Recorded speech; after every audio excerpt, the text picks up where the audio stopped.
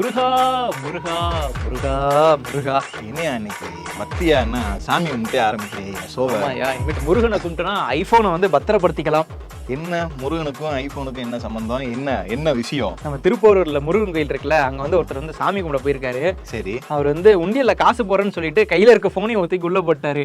Chennai CMDA ஊழியரான Dinesh கடந்த October மாதம் 18ஆம் தேதி குடும்பத்தோடு திருப்பூரூர் முருகன் கோவிலுக்கு சென்று வழிபாடு செய்துள்ளார். என்னோட எல்லா பிரச்சனையையும் தீர்த்து வைப்பா முருகான்னு உண்டியலில் காணிக்கை செலுத்தும் போது அவர் வைத்திருந்த ஐபோனும் தவறுதலாக உள்ளே விழுந்துள்ளது. உண்டியல விழுந்த எதுவுமே அம்பாளுக்கு தான் சொந்தம். ஆர்வ கோளாறுல இல்லையோ கை தள்ளியோ எப்படியோ விழுந்துட்டு இருக்கு. அந்த 100 ரூபாய் போட்டுட்டா நமக்கு ஆண்டவன் மேல இருந்து எல்லாத்தையும் கொடுத்துருவேன்ற நம்பிக்கையில கொடுத்துருக்காரு. அதுக்கப்புறம் என்ன பண்ணிட்டாருன்னா, கோவில் நிர்வாகத்தில் போயிட்டு ஐயோ நாங்க தெரியாதனமா வந்து போனை கையில இருந்து தவறி விழுந்துருச்சு, போனை மட்டும் எடுத்து கொடுத்துருங்க அப்படின்னு உடனே அவர் என்ன சொல்லியிருக்காங்கன்னா, அங்க இருக்கவங்களாம் இல்ல நாங்க வந்து போனை வந்து கொடுக்குறோம், எப்பனா உண்டியல் எப்போ நாங்க வந்து உடைச்சி இதெல்லாம் பண்றோமோ அப்ப நீங்க வந்து வாங்கிக்கங்க, நாங்க இன்ஃபர்மேஷன் கலெக்ஷன் இது பண்றப்ப நாங்க வாங்கிக்கிறோம். இவரும் அதே மாதிரி போயிட்டு அந்த டேட்ல போயிட்டு கேட்டிருக்காரு. பார்த்தனா அவங்க வந்து சார் நீங்க வந்து போன்ல இருக்க டேட்டாவை மட்டும் எடுத்துட்டு போங்க, உண்டியல்ல விழுந்த எல்லாமே வந்து சாமிக்கு தான் சொந்தம் அப்படின்னு சொல்லிட்டு என்ன சொல்றீங்க? எங்க என் போன் சீக்கிரம் கொடுங்க என கேட்டவருக்கு போன் கொடுக்க உங்களை கூப்பிடல, அதுல இருக்க டேட்டாவை மட்டும் எடுத்துட்டு போங்க, உண்டியல்ல விழுந்த எல்லாமே அப்பன் முருகனுக்கு தான் சொந்தம்னு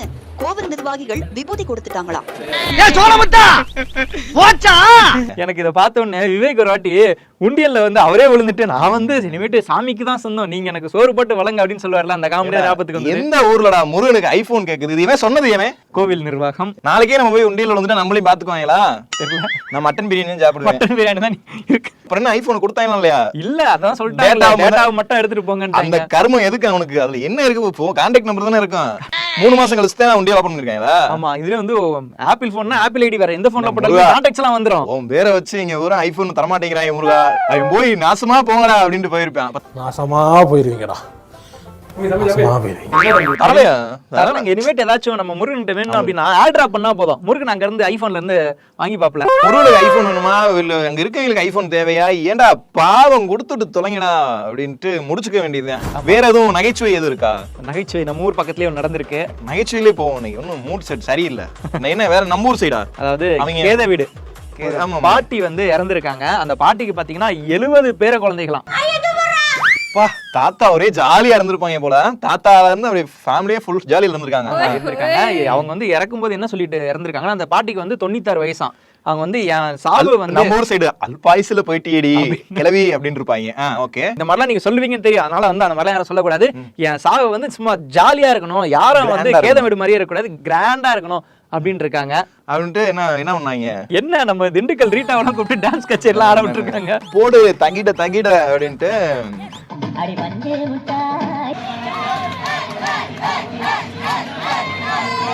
பாட்டியின் ஆசைப்படியே சந்தோஷமாக அவரை வழி அனுப்பி வைத்தனர்.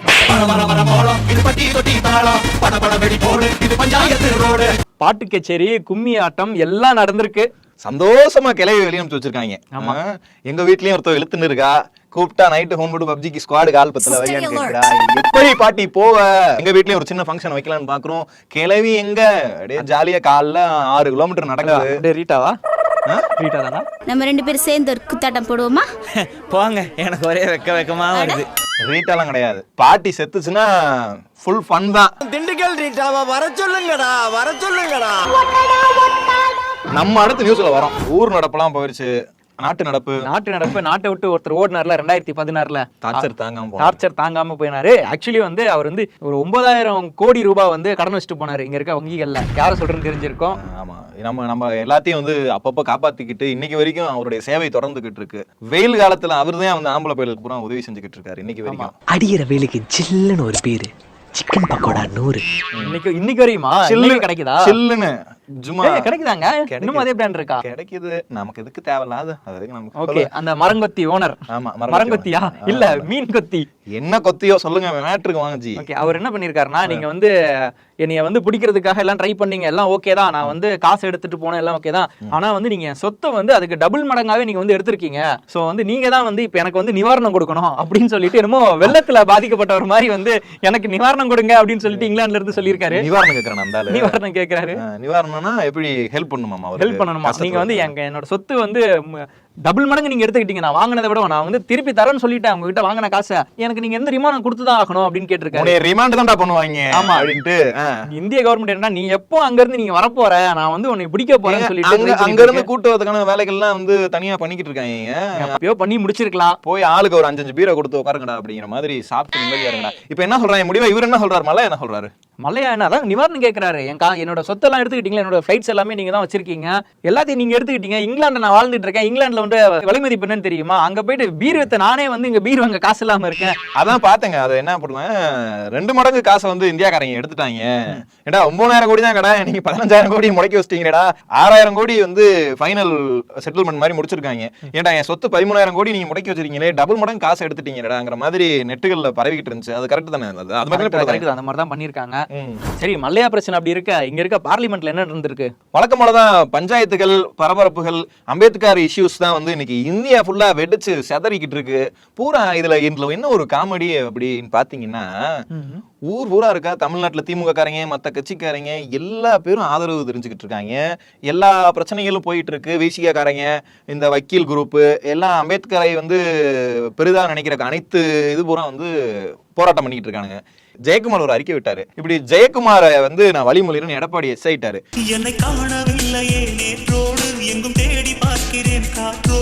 ஆளுங்கட்சிக்காரங்க, இந்த அதர் ஆட்கள் எல்லாரும் சேர்ந்து, இந்த மக்கள் எல்லாம் சேர்ந்து ஒரு விஷயத்துக்காண்டி போராடிட்டு இருக்காங்க. அதிமுக காரங்க வந்து மற்ற நேரம்லாம் ரோட்ல போய் சட்ட ஒழுங்கு கெடுத்துக்கிட்டு இருப்பாங்க. ஆனா இப்ப பாருங்க, ஒருத்தனும் எதுவும் பண்ணல. அப்ப நீங்க யாரா சைலண்ட் பிஜேபியானு நெட்ல பூரா கேள்வி கேட்டுக்கிட்டு இருக்காங்க. அப்ப நீ வந்து அண்ணாமலை தப்பா பேசலன்னு சொல்லியிருக்கான், அப்ப நீங்களும் தப்பா பேசலன்னு சொல்லலாம், அப்ப நீங்களும் வந்து என்னடா பிஜேபி சப்போர்ட்ல இருக்கீங்களா, சைலண்ட் கில்லராடான்னு மக்கள் வந்து கேள்வி கேட்க ஆரம்பிச்சிட்டாங்க. அசிங்கமா கேட்க ஆரம்பிச்சிட்டாங்க. ஏங்க என்ன கேட்டாலும் வந்து அவர் வந்து பிஜேபி கூட்டணி இல்லங்க, நாங்க வந்து பிஜேபி கூட வந்து, அதாவது இங்க இருக்கக்கூடிய மாநில பிஜேபி கூட கூட்டணி இல்ல.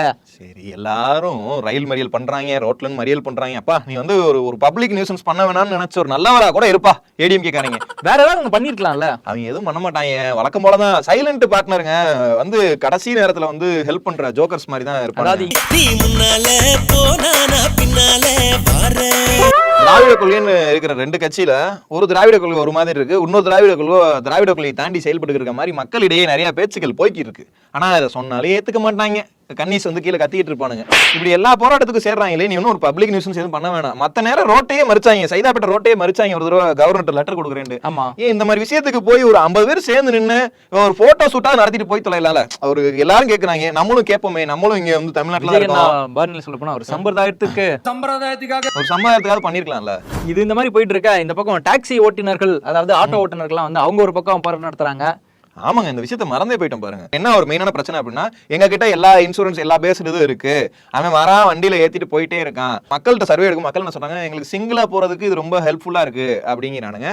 இது என்ன நிலைமை ஆக போகுதுன்னு தெரியல. ஒண்ணு அவனுங்க நிப்பாட்ட முடியுமான்னு தெரியல, இன்னொன்னு ஆட்டோக்காரன் எஃப்சி எடுக்கணும், வாடகை கட்டணும், குடும்ப சூழ்நிலை எல்லாத்துக்கும் ஒரு குடும்பம் இருக்கு. பழைய காலத்துல ரஜினிகாந்தை பார்த்து ஆட்டோ ஓட்டுநருக்கு கொள்ளவே இருக்காங்க. இன்னைக்கு நல்லா பேசுறீங்க. இந்தியனாச்சே சேவியரியா பரவாயில்ல, ரைட், நல்ல விஷயம் தான். ரஜினி பல பேர்த்த வேலைக்கு போகாத ஆட்களை அப்புறம் ஆட்டோ ஓட்ட வச்சிருக்காரு, நல்ல வேலைக்கு போறவங்களையும் ஆட்டோ ஓட்ட வச்சிருக்காரு அப்படின்ட்டு முடிச்சுக்க வேண்டியதான். சரி, இந்த ஆட்டோ பிரச்சனைல வந்து ஆட்டோக்காரர்கள் மேல பிரச்சனையா இல்லைன்னா வந்து பைக் டாக்ஸி ஓட்டுறவங்க மேல பிரச்சனையா அப்படின்றத வந்து சட்டப்பூர்வமா தான் அவங்க முடிவெடுத்தாகணும். அவங்க பாத்துக்கட்டும். முடிவு என்னன்றதை அப்புறம் பாத்துக்கலாம். முடிவு தெரியும் ஒரு கட்டத்துக்கு மேல.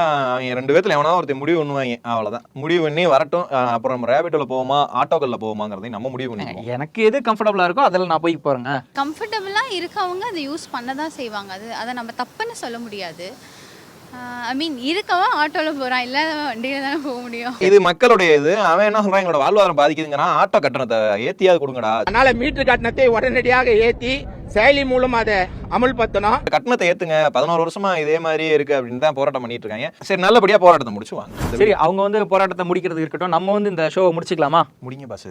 ஓகே, வீடியோ பார்த்தவங்க எல்லாருமா லைக் பண்ணுங்க, கமெண்ட் பண்ணுங்க, ஷேர் பண்ணுங்க. மறக்காம வாய்ஸ் ஆஃப் ஸ்டூடெண்ட்ஸ்க்கு சப்ஸ்கிரைப் பண்ணுங்க. பாய்.